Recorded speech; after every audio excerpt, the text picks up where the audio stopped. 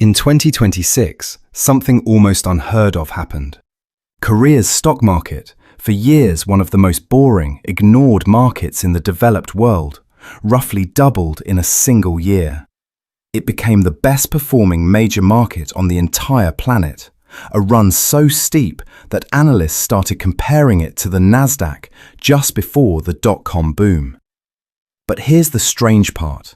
For 3 decades, this market was famously, stubbornly cheap. And some of the most powerful people in Korea, the families who actually run its biggest companies, had a very real reason to keep it that way. So 2 questions.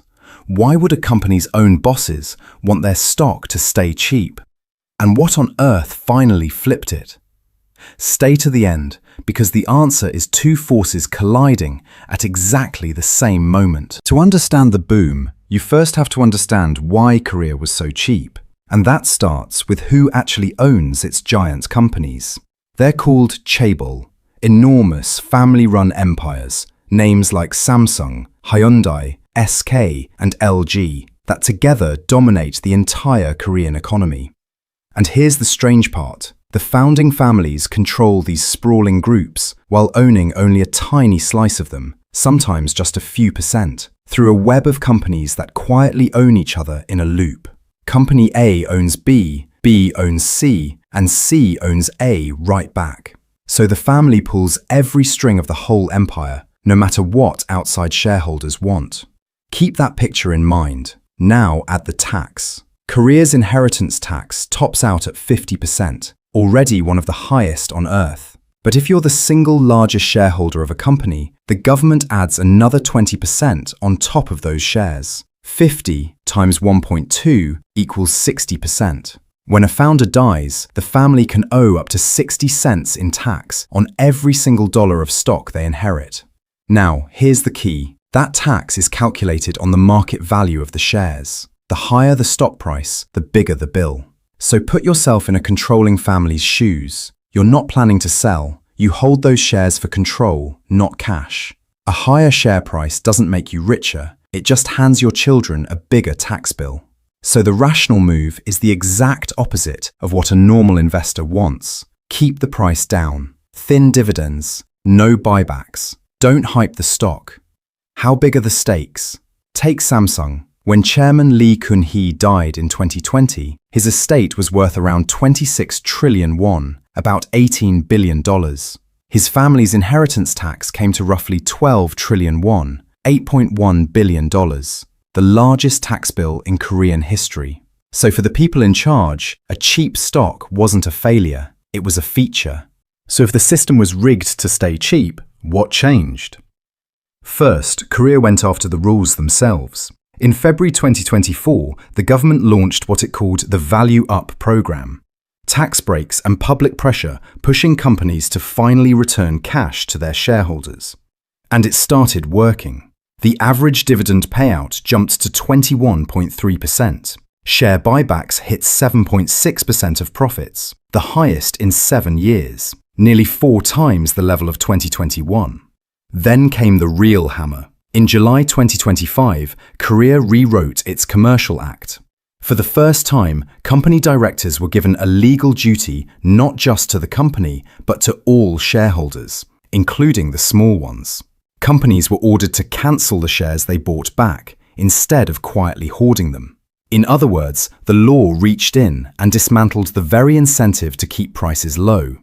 And the political timing mattered. After President Lee took office in mid-2025, the index climbed from around 2,800 to over 8,000. But reform alone doesn't double a market. It needed fuel, and the fuel was artificial intelligence.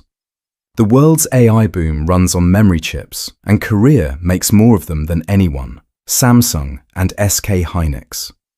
As demand exports surged, up 60% in a single month, with semiconductor shipments nearly tripling.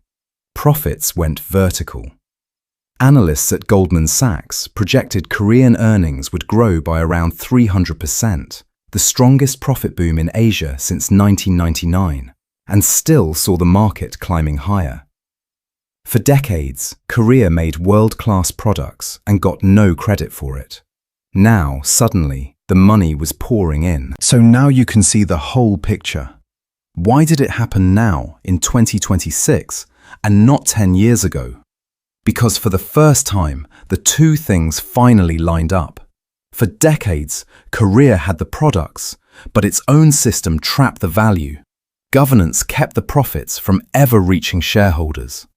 The chip boom, on its own, would have been bottled up by that old structure, just like every boom before it. But this time, reform pried the valve open at the exact moment the AI money came flooding in. The earnings finally flowed through, into dividends, into buybacks, into the share price. That's the surge. Not reform alone, not chips alone, both at once. But before you assume Korea has been fixed forever, look closer at who actually went up. Because this Korea rally hides an uncomfortable truth. In 2026, SK Hynix soared 342%. Samsung rose 198%. The index itself was up around 100%. But the typical Korean stock barely moved. Here's the number that says it all. Out of 835 companies on the main market, only 373 actually rose, fewer than half. The market doubled, but most stocks didn't. Together, just two chip giants made up nearly half the index's entire value, and around 70% of its gains, so much that SK Hynix overtook Samsung as Korea's most valuable company for the first time in 26 years. And ordinary Koreans piled in with borrowed money. Margin debt hit record highs. We've seen this shape before, in 1999. Now, in fairness, these chip makers still trade at single-digit earnings multiples, a fraction of their American peers, so this is not pure fantasy. The profits are real. But the question hanging over Korea is simple.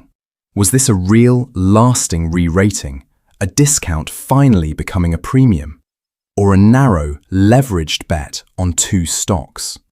Korea spent 30 years cheap by design. Now it's expensive, but only in a couple of names. Whether the rest of the market ever catches up, that is the real story still being written.